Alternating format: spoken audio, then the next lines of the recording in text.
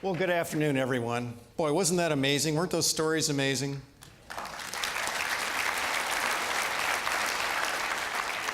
Thank you for being here today and sharing those stories and hearing those stories. They remind us what's great about this institution, what's great about higher education. They motivate us to do more. I want to start today with a quote, and I want you to think about who might have said this while I'm giving it. Are you ready? Today at NIU, we find ourselves in a position where we can assume leadership in forging what I shall call the new university. If the vision I'm sharing with you today comes about, I believe the new university will once again claim the prideful alliance of its faculty, students, and alumni. But this pride will be based not on nostalgia, sentiment, and football victories, but on continuing participation in the life of the mind. Any guesses who said it? It was Roten Smith, 45 years ago, when he was inaugurated as the 6th president of NIU. Now, he faced pretty turbulent times. This was the middle of the Vietnam War. It was also a time when our enrollments were at an all-time high. Vietnam was good for enrollments. It was bad for a lot of things, but it was good for enrollments. Those were really turbulent times. But he thought that university, our university, could excel through excellence and opportunity. And I think he's still right today. We need to create that new university and have excellence and opportunity. Now, this is a critical time. Dr. Butler mentioned some of the factors that we're facing today. We have global competition. We have declining funding from the federal government, from the state government. We have declining enrollments. We have declining job prospects for our students. This is not a sustainable path to be on. In spite of all those incredible stories we heard, there's much we need to do. Yet around the country and around the world, we see thriving workplaces. We see workplaces facing these challenges and moving forward, and doing it through a wealth of dedicated action by their faculty, staff, and students in the public sector.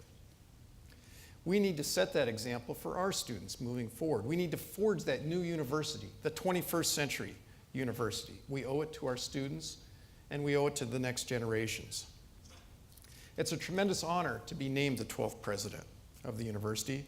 I'm thrilled and I'm humbled by it. And I want to express my gratitude to a few key individuals. First, the Board of Trustees. Thank you. I hope to prove you right. Brilliant decision, by the way. I want to thank my predecessor, John Peters, for his advice and guidance. He's been very gracious in helping us through this transition and giving me his 13 years of wisdom from his presidency. To the campus community for the warm welcome you extended to my wife, Dana, and myself. We've been warmly embraced by the entire community on and off campus. To the students of the university for making me excited about the job ahead and reinforcing while we're here. Those amazing stories we heard up here today, I mean, how can you not dedicate your life to helping those students succeed and succeed? To the alumni for your support and encouragement and your Husky pride. And alumni, I want to warn you, we're going to call on you to help the students be successful.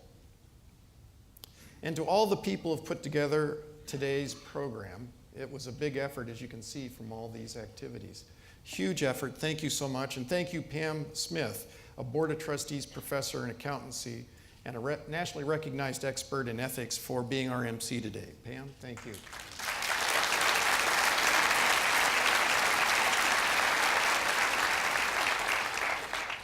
You know, NIU has amazing strengths. We're known internationally for our work on polar research, for the arts, for physics, for Southeast Asian studies.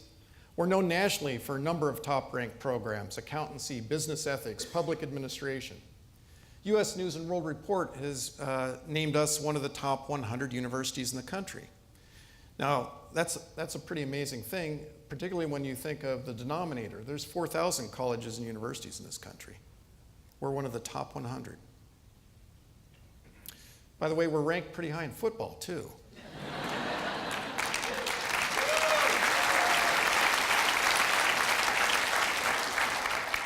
So the BCS has us number 15 this week. And after a big victory over Ball State tonight, we're going up.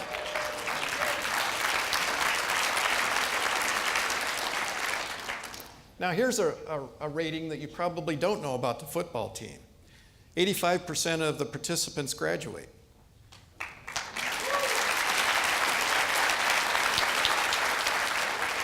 So among the top 25 football teams right now in the BCS, we're ranked third in graduation rate.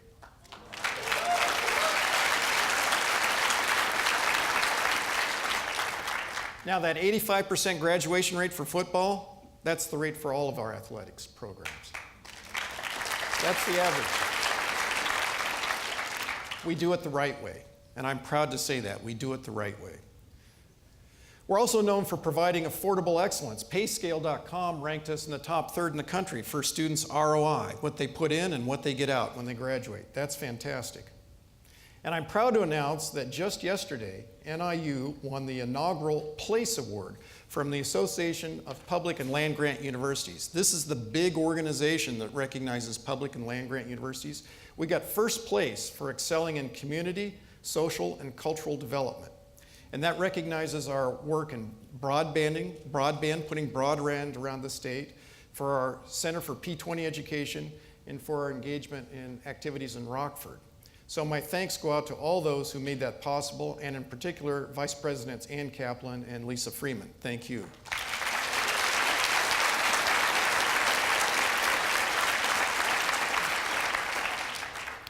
These are all things we can really take pride in, and they fill me with confidence about the future of this institution. We heard a lot of stories today, stories from students overcoming obstacles, stories of faculty and staff doing extraordinary things to help students succeed, stories of alumni who are eager to come back to campus and share their successes. And that leads to my focus on student career success. Now, when I talk about student career success, I'm not talking about driving down deeply in a narrow vocational path. We need to be strong and deep in our vocational areas. We also need to be the T person, somebody with that broad set of skills, cultural competencies, interpersonal skills, critical thinking, communication, numeracy. We need to have all those so you have that T person who's broad and deep. That's what I'm talking about when I say student career success, preparing students for student career success. Allison Delgado, for example, who spoke in an earlier video, actually turned down a great job opportunity in the suburbs to go work in the Peace Corps and change lives in Uganda. That's somebody that had those T skills, and she used them effectively to transform lives in Uganda. A university focused on student career success has caring students, faculty, and staff. We saw that in the earlier videos. We saw Tracy Nunley, who literally teaches students to fly while instilling them in lessons about teamwork and leadership. David Bridget, who has provided an amazing 21,000 hours of engaged learning opportunities for his students. And Leslie Sisson, who went to extraordinary lengths to ensure that elementary education student Alyssa Lopez, who spoke earlier, had what she needed to succeed and felt at home at NIU. Fantastic. Now, those life-altering experiences ought to be available for all of our students. So let me talk about my vision for the university. First, I want to have a thriving, interconnected NIU community. One that connects us with our 250,000 alumni, 225,000 alumni, Joe tells me, with our 21,000 students and our 4,000 faculty and staff. That's a lot of people, isn't it? That's a big logistics issue. But if we can start tying those pieces together, we're going to be amazingly strong. And in that activity, we need to enhance our opportunities for students in their research activities. And we already see that in the Research Rookies programs. We have areas of excellence throughout the institution that we can build upon. We also see it in the arts. I don't know if you noticed when we were all getting ready for the ceremony to start, music was playing here on the big screen. That's actually live using our Internet 2 connection over to the music facility. It's an amazing opportunity for us to reach out nationally and globally. And speaking of globally, we had a quintet play in China a couple of weeks ago. They were invited over by a couple partner institutions that we're working with there 4 of our students and a faculty member went over and were in the opening act for a week-long festival. They played 3 more times that week, and the attendance at that festival was 200,000 people. Wow. Is that getting them ready for student career success? You bet it is. In a global society. And when I say student career success, we do need to think globally. When our students graduate, they're going to enter the workforce in the public or private sectors. And whether they stay in DeKalb or go to Chicago or go to China, they're going to be in a global economy. And we need to prepare them for that. And we can do that by having students go overseas, or we can have them experience those global relationships by having students from overseas come here. We're going to work hard to build that. Successful alumni are also going to play a huge role in us going forward.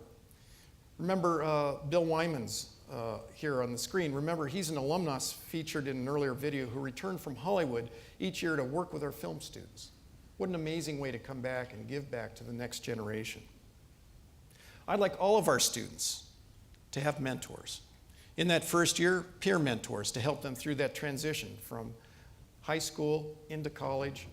And then after that, you alumni, I'm going to call on you to help mentor our students through the rest of their academic career so that they're ready to go out into that world of work and they have your years of wisdom and insight to help them make that transition. I also have a vision that we're going to have a vibrant community. Mayors John Ray and Mundy have reached out to me, and we've worked together already to help build community. We're working hard to look at ideas about how do we make this an even more vibrant college town. Wouldn't it be cool to be a cool college town? Are you in? Let's do it.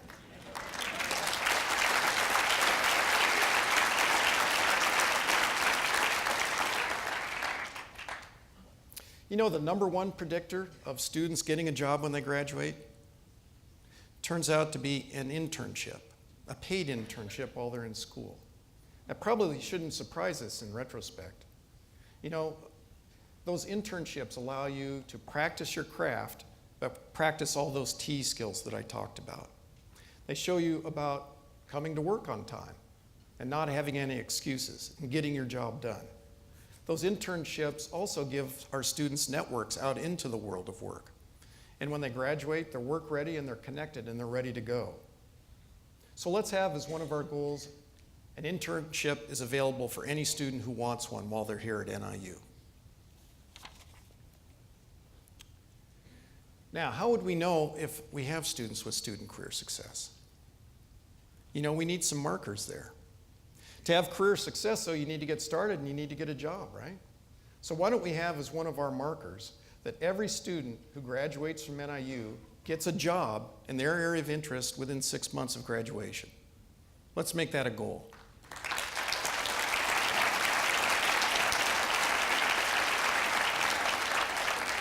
Of course, some students are going to want to pursue graduate school. Some are going to want to start a family. Some are going to want to go to Uganda and help change the world. Those are all good ideas. That's student career success too. But let's have those career opportunities available for our students. Now, to do all this work, we're going to have to change our infrastructure. We're not put together right now to do all those things. We're going to have to make some changes. I mentioned earlier that idea about connecting our 225,000 alumni with our 21,000 students. That's going to be a logistical issue, isn't it? That's going to take us reorganizing how we do our work here, and that's going to take some investment. We're going to have to look at our budgets, we're going to have to prioritize them, and then invest where we need to invest to make that happen. So I've already begun taking some steps in that regard. And let me review for you a few of the steps we've already taken structurally in the institution to try and get us going in this direction. First, I've reorganized our finance area. Formerly, it's been all in one umbrella with finance, facilities, and human resources. My observation is that's too much for one human being to be able to manage. There's too many skills involved in that. So we've separated those apart, and we've created a finance budget area that's headed by interim person Nancy Suttonfield. Nancy comes to us after being the chief financial officer at Wake Forest, University of North Carolina, Case Western Reserve, and the Smithsonian Institution. Not a bad pedigree. She's going to help us put together that budget and budget model so that we can go forward and invest in the things that are important student career success. I've asked Steve Cunningham to take on the lead role in the Division of Administration that'll deal with finance, facilities, and compliance issues, as well as human resources. And my thanks go out to Steve for holding the fort down in that giant job on an interim basis. Thank you, Steve.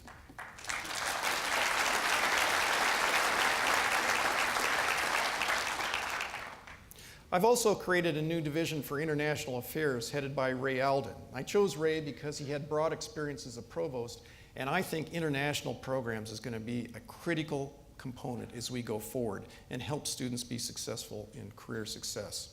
So Ray's taken on the Vice Presidency for International Affairs, and a couple weeks ago, he and 4 deans and a number of other administrators went to China, and they spent a week there. And they had a very successful time. We've got a couple universities there that are very interested in working with us. In fact, they're so interested in working with us that the first week of December, they're bringing their top 23 administrators, their president, vice presidents, and deans here to our campus to continue building that pipeline. So congratulations to you, Ray, on that excellent first trip.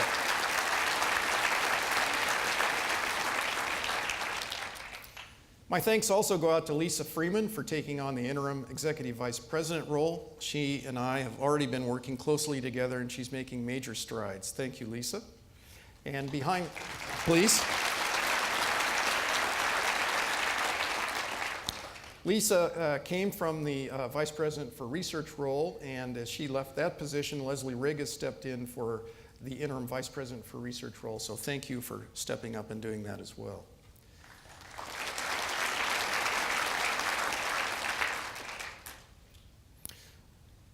Another structural change I've made dealt with the Convocation Center in Husky Stadium. As you probably know, one of the first hires I made when I came in was Sean Fraser, our athletic director, who came from Wisconsin. And there he managed facilities for the University of Wisconsin, and he was bold enough to suggest he might know something about that. And he's still bigger than I am. So I said, okay, it's yours, go for it. And I've given him a charge though, and that's student career success. It's getting redundant, isn't it? How do we use our programming in the Convocation Center in Husky Stadium to enhance student career success? How do we build that sense of community? How do we build the fiscal pillars underneath it that are sustainable? And how do we do that the right way, in an ethically inspired way? So Sean, thank you for taking on that new role as well.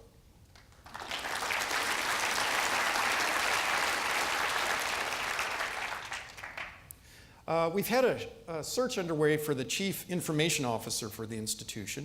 And that's another place where I've made some structural changes. Wally Serzignac has retired, and we need to fill the position. And I looked at the structure and felt like we needed to combine our disaggregated IT functions into one area. And so we are pulling those together under this new Chief Information Officer. And I'm going to have that person report directly to me. I believe the information technology for this institution is one of the cornerstones that allows us to be successful. And so that person will report to me as soon as we're hired on. And thanks to Ann Kaplan for running that search. Thank you, Ann.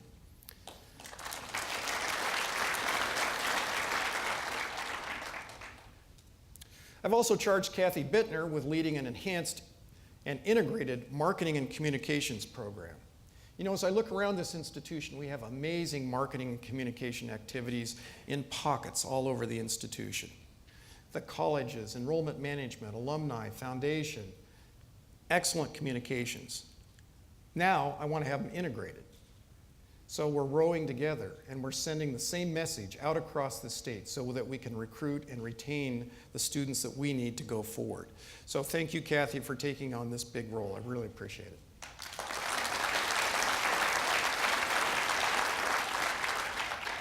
Same theme with Vice President Eric Weldy, who actually started work the same day I did. Eric actually asked me, was it legal for you to hire me because you weren't on the payroll either? Yes, it was, Eric. So Eric is in charge of recruitment and retention, among other things, at the university. And again, we have amazing areas of excellence throughout the institution. But if we can bring those together in coordinated fashions, we're going to be able to really rise our boat and move forward and enhance the number of students and their success at the institution. So Eric, thank you for taking on that challenge.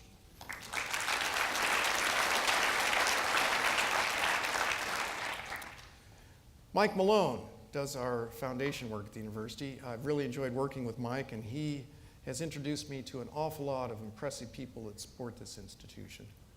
As we work on student career success, we're going to have to look at revenue opportunities outside of state allocations and outside of tuition revenue. We're going to need the support of our donors at this institution to take us to the next level. And Mike has been working across the college areas and other divisional areas, thinking about how do we do that effectively with an arrow pointed at student career success. So Mike, thank you for taking on that.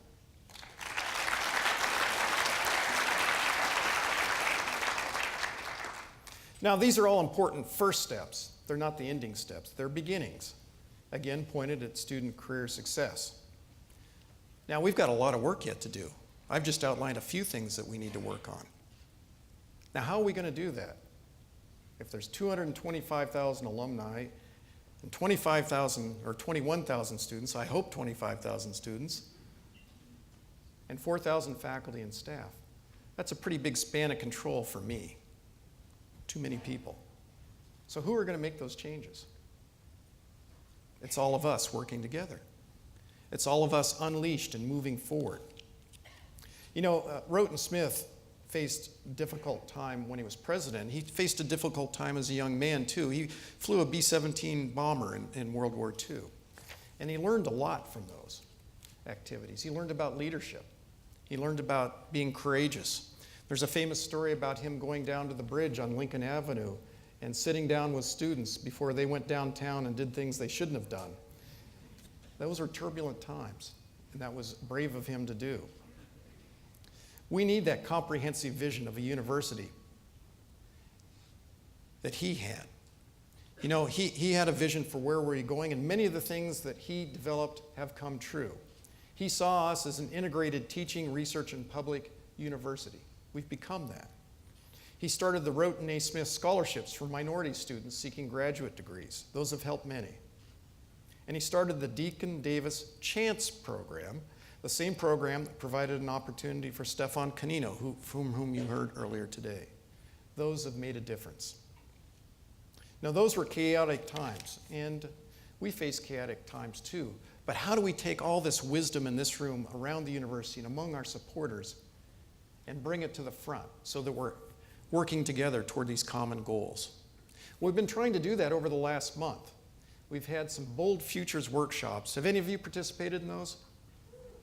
Thank you. You know, go ahead and clap. You did a great job. So for those of you who didn't, what are we talking about? Well, we had workshops for 800. Sounds like a Jeopardy column, doesn't it? These workshops brought together faculty, staff, students, alumni, community members, and they were led by Ron Walters. Ron, will you wave at everybody? And thank you for all your hard work. The objective of those was to bring people together to think about the challenges we face and then look for opportunity. Look for opportunities that allow us to move this institution forward. And then figure out how to go implement them. And these were heterogeneous groups connecting dots. And you can't believe how many times people would say, I had no idea. I had no idea we did that, or that, or that, or that. Let's connect those. So my challenge now is to get out of our silos, to realize those opportunities, to form coalitions, to be unleashed, to unleash the Huskies and go forward and change the university for student career success. Now, are we going to screw up? Yeah, we're going to make a lot of mistakes. I've made a bunch of mistakes already. People are already coming out of the workshops making mistakes. Bless them. Let's go do it. Let's take our best shot. Let's form coalitions. Let's work together with our colleagues. Let's figure out what we think is the best idea and go try it. And if it doesn't work, we'll back up and we'll try something else. But we've got to move forward. Status quo is not okay. We're not going to succeed. We won't be relevant as a university if we try to be status quo.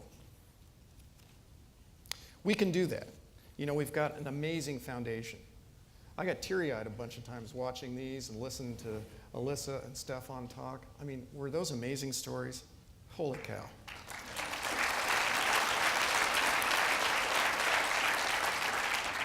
We owe it to them to build our community inside this institution, to make it more sustainable, more desirable.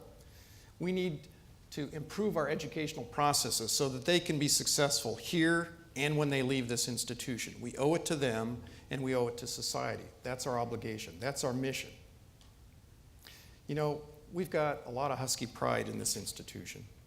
And if we can tap that and all these resources among the stakeholders, we are going to be successful. I want to thank all of you for supporting me these last few months and supporting the institution as we make these changes and we move the institution forward. It is my privilege to serve as the 12th president of Northern Illinois University.